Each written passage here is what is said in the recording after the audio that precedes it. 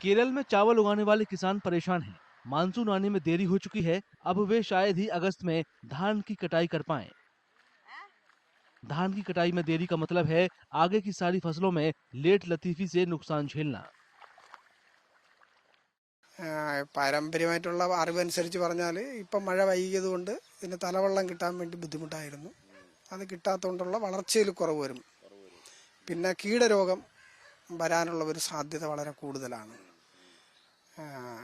ഇതാണ് ഇതിന്റെ സാധാരണ വിഷു അനുസരിച്ചാണ് വിത്തിറക്കുന്നത്. അപ്പം ഇപ്പം കുറച്ച് വൈകി, വിത്തിറക്കാനും വൈകി, കൃഷി ചെയ്യാനും വൈകി, കാലവർഷവും വൈകി.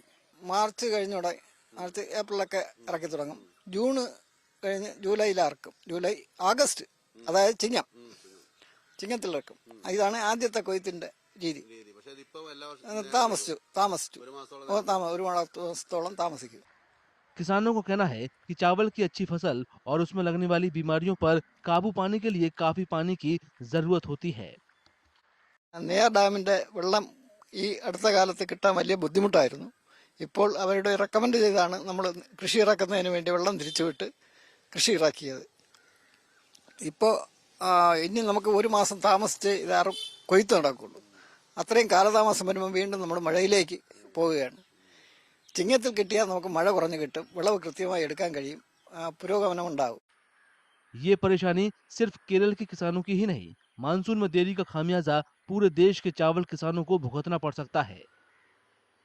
चावल की खेती दक्षिण पश्चिम मानसून पर निर्भर है। बारिश में देरी का असर केला जैसी फसलों पर भी पड़ा है।